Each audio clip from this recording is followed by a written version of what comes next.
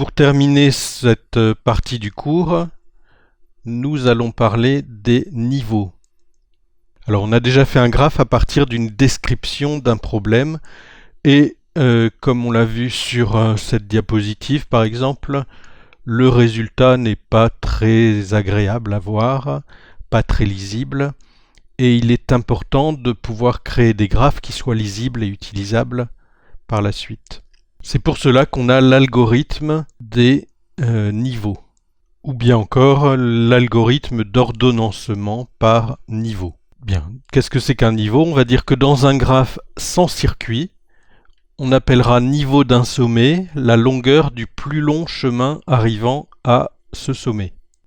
Quel est l'algorithme de détermination des niveaux? Premièrement, on va déterminer le tableau des prédécesseurs de chacun des sommets du graphe. Une fois qu'on a déterminé le tableau des prédécesseurs, on va chercher dans ce tableau tous les sommets qui n'ont aucun prédécesseur. On les appellera sommets de niveau 0 et donc on complétera notre tableau avec des zéros comme niveau. Une fois que ces niveaux 0 sont déterminés, on va les barrer dans le tableau et de ce fait, certains sommets se retrouveront sans prédécesseur puisqu'on aura barré ceci. Et on aura donc de nouveau des sommets sans prédécesseur, ce seront les sommets de niveau 1. On va continuer de la même manière en les barrant et ainsi de suite, de telle sorte qu'on ait tous les sommets dans notre tableau des niveaux. Une fois ceci fait, on peut faire une représentation échelonnée par niveau de ce graphe et il sera beaucoup plus facile à utiliser. Prenons tout de suite un exemple d'un sujet de BTS.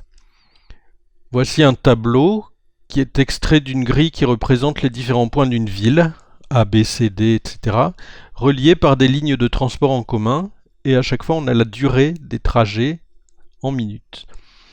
On voit que on va de la gauche vers la droite, c'est-à-dire que par exemple, je peux aller de A vers B en 8 minutes. Par contre, je ne peux pas aller de B vers A, il n'y a pas de ligne. Je pourrais dessiner le graphe tout de suite, mais il risquerait d'être peu lisible, et donc je vais d'abord établir les niveaux de chacun des points.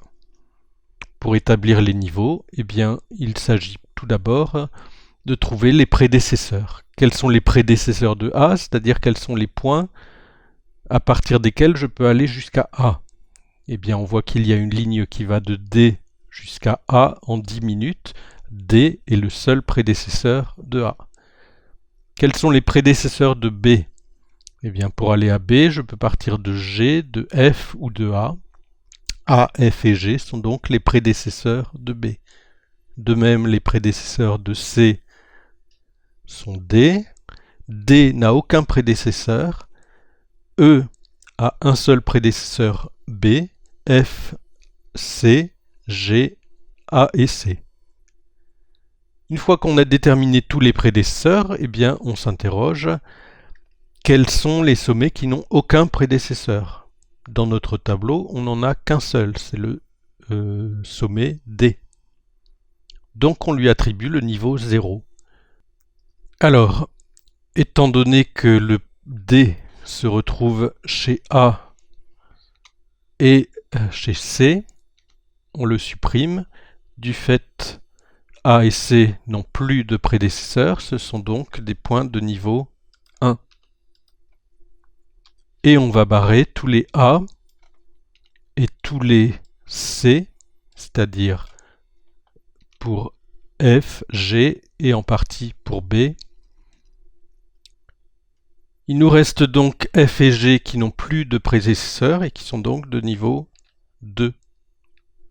Je peux barrer tous les F et tous les G, ce qui fait que B n'a plus de prédécesseur, son niveau est donc 3. Je barre le dernier prédécesseur qui est un B, et je peux donc en déduire que E est de niveau 4.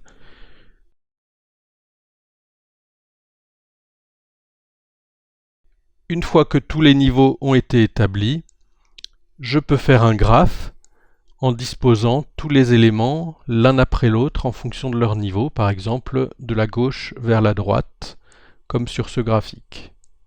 Si je rajoute les informations qui me sont données de temps entre chaque arrêt, eh bien je peux utiliser à profit cette représentation, puisque je vois par exemple que je peux aller de D à E en passant par A et B, que cela me prendra 22 minutes, que si je passe par C, G, B, E, cela me prendra 24 minutes, etc.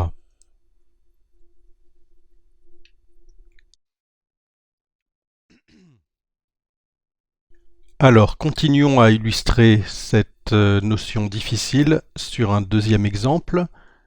On a une chaîne de magasins d'habillement qui veut s'installer dans un nouveau quartier. Il y a plusieurs tâches à faire, numérotées A, B, C, D, etc. jusqu'à J. Et on a un tableau qui nous dit que, par exemple, la tâche C, constitution du dossier bancaire du franchisé, ne peut pas être faite tant que A et B n'ont pas été faits. A et B sont donc les prédécesseurs de C. De même, la tâche H, livraison et installation des articles, ne peut pas être faite tant que la décoration intérieure F et l'aménagement extérieur G n'ont pas été faits. Ce sont donc les prédécesseurs de H. Je vais reporter ces prédécesseurs dans un tableau pour pouvoir les barrer. Et en dessous, j'ai mon tableau dans lequel je compléterai les niveaux au fur et à mesure. Tout d'abord, je repère le niveau 0. Le niveau 0 est donné par A et B qui n'ont pas de prédécesseur. J'applique ensuite l'algorithme. A et B étant fixés, je peux les barrer dans les prédécesseurs. Je les barre dans C, dans D, dans E, dans F, dans G. Et il se trouve que finalement C, D, E et G n'ont plus de prédécesseurs. Ils sont donc de niveau 1. Je vais pouvoir barrer tous les C, D, E et G du tableau des prédécesseurs et je me retrouve avec F et I sans prédécesseur, ils sont donc de niveau 2. Je peux barrer tous les F et I et H se retrouve sans prédécesseur, il est donc de niveau 3. Pour finir, je barre le dernier H prédécesseur restant pour voir que J est de niveau 4. On peut en déduire une représentation temporelle des tâches à effectuer, ce qui permet d'affecter les équipes et d'optimiser le temps de mise en place du magasin. Ici, j'ai choisi une représentation verticale.